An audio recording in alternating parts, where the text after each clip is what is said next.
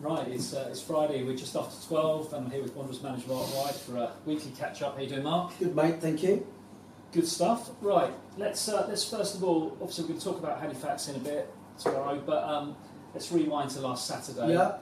We headed up to Oldham, got a second clean sheet of the season, 0-0 draw up there. Can I just get your thoughts on that one, please? Yeah, great day, great day. Brilliant to see all our friends at Oldham. Challenging day. We lost 9 in the warm-up, Bazza after 6 minutes, me after 16, and we had a perfectly good goal chalked off that even the people in the back row of the stand, the Oldham fans saw. In fact, the whole ground saw it, and that is disappointing, Chris. That is disappointing. You know, it's not an easy job being an official, but you do expect them to get the big decisions like that right. Yeah, we was a little bit aggrieved with a tackle on Josh Taylor that was a straight red as well. So, but listen, across the season, you like to think the old adage is that it evens itself out. But good clean sheet, good performance, and we are sort of like building blocks at the moment. With that sort of 3 draws in 4. Nowhere near where we will be. I do think we're transitioning to sort of like a different model now, but definitely green shoots. Yes, definitely. And I was going to ask you about the red card because your red card, it did seem quite harsh at the time. But what's your sort of take on it? Well, yes, it's not a red card, is it? I mean, I think all and sundry know it's not a red card. It's it's obviously what's often missing these days in managing the laws of the game is managing common sense, and I think it states about delaying the restart from the technical area, blah blah blah. But it's all about gaining trying to gain an advantage, stuff like that. I mean, I didn't even see anybody coming. We kicked the ball off 4 times. I was fuming, so I kicked it straight back at them. Stupid thing to do, don't get me wrong. But it's obviously, back in the day, the ref would come over laughing, say, Jesus, you got a shit touch, and give you a yellow card and say no more of that, But in this day of like this, the hierarchies at the moment, mate, that's not the case. So it wasn't a red, but the officials are given quite a lot to manage these days. So it's a lot for them to take on board as well. To be fair, but it is what it is, mate. No one's died. We move on, and that's where we are. Okay. Now I see that obviously the club's made a new signing this week. Yes. Tom Blair's coming from Havant. Yes. So what's your thoughts on Tom? And well, Tom's a great player. He's got exceptional delivery, and I mean exceptional. He sort of knock an apple off your head from 50 metres. So we've been really tested in wide areas this year. Seb's had to play literally every game. Couldn't give him a breather. Niall's been playing out of position. We've had Briggsy and Jimmy have not kicked the ball between them. So we needed to strengthen that area. Tom's got great pedigree, good size, and he'll really help us. If I look back at some of those home games where York City in particular, Eastleigh, where we've had a lot of dominant possession in the last sort of half an hour, stinging balls in the box, if Tom was on the wing, it would have been a different scoreline probably. He's an out-and-out winger. Early days for Tom, he'll be involved tomorrow. But 24 years old, he's really part of that sort of levelling the squad out that we're trying to do, trying to bring down the average age, reduce injuries. So yeah, exciting, top lad as well. Good stuff. And on the injury front, I mean, you obviously had a couple of sessions with the squad this week. As you mentioned, Niall got injured up at Oldham. Obviously lost Barry as well. How are the squad looking going into tomorrow's game? Well, Barry and Morrow are going to be out. Baz and Morrow for about a month. Niall and Briggsy, we expect to be back for Tuesday in some capacity. which is great. Briggsy looks sharp at training. He's really recovered well. And that's where that's where when I look at it at training, the likes of Pybus in there, Tom Blair, keep going to call him Tony fucking Blair. Yeah, don't do that. Things can only get better. That's where we're going now. It does feel on the ground a lot stronger. Apart from that, mate, we're going to be, pretty familiar squad tomorrow. Really, pretty familiar team against a good side. Yeah, and actually, just sticking with the squad, obviously it's great to see Alfie Rutherford get national headlines over the weekend. Daily Mirror and Daily Star both ran stories on Alfie's recovery after obviously, he's been through a lot, ACL and open heart surgery. So great to see him back, and he's having a lone stint down at Bognor. Get some minutes. Yeah, he's hurt his knee, believe it or not. Only a small one, so he was going to be there tomorrow, but he's not now. Oh, okay. He's just hurt his knee, so we're not going to rush him. No. Amazing comeback.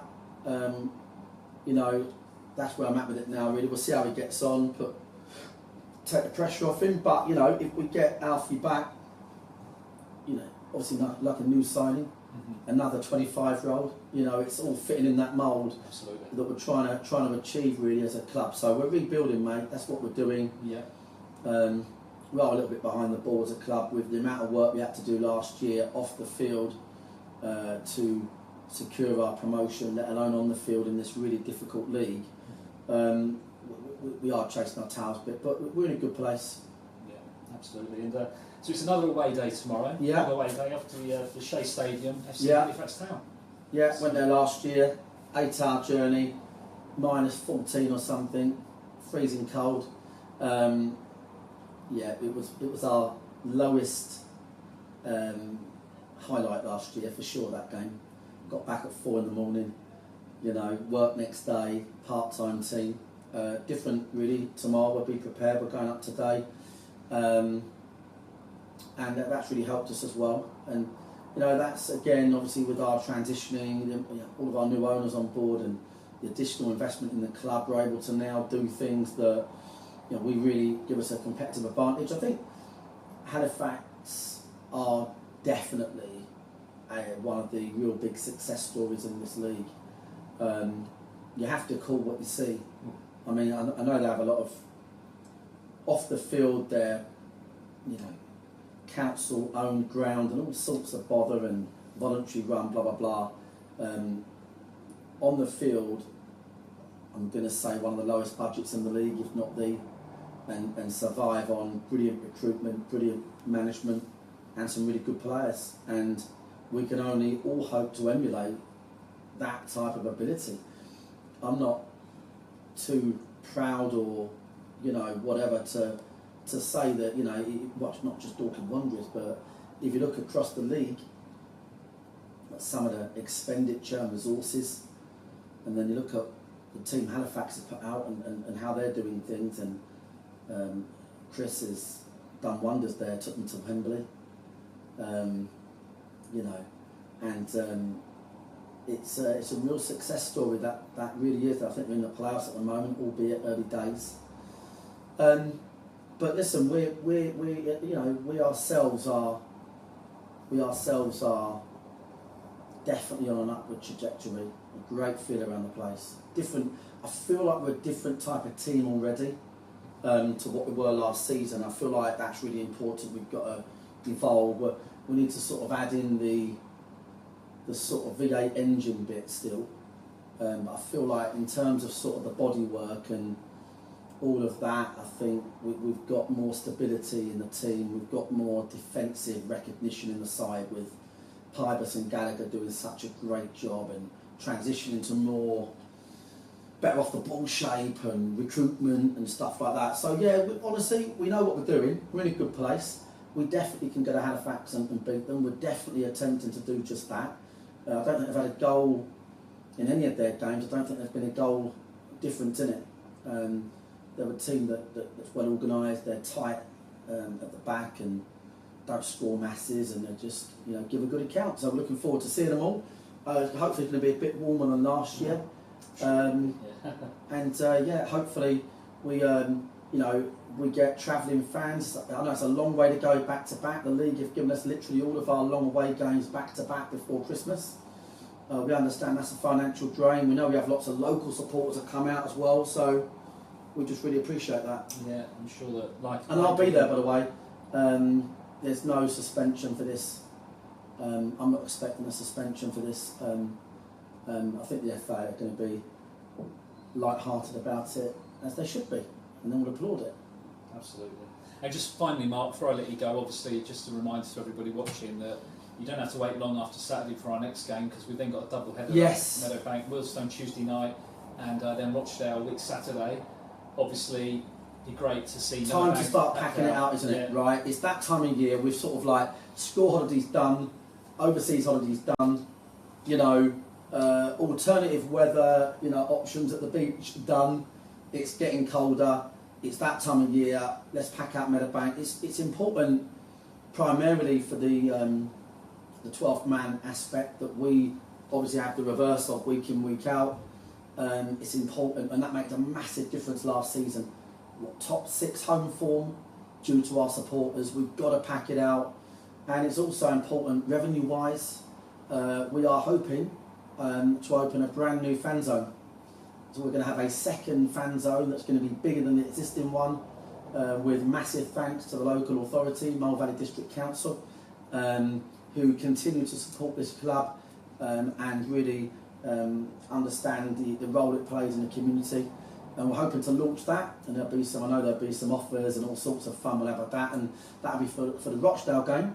And of course, getting to see teams like Willstone, and in particular Rochdale, ex-League One club, in National League for the first time, and for their fans come to Dorking, and then that'll be a fucking eye-opener. They'll be made very welcome. Absolutely, yeah. As every club is at the Wanderers and in the town. So, right, Mark. Well, look, thanks for your time. All the best at Halifax tomorrow. Safe trip. Thanks, mate. And we'll catch up next week. See everyone there. Cheers.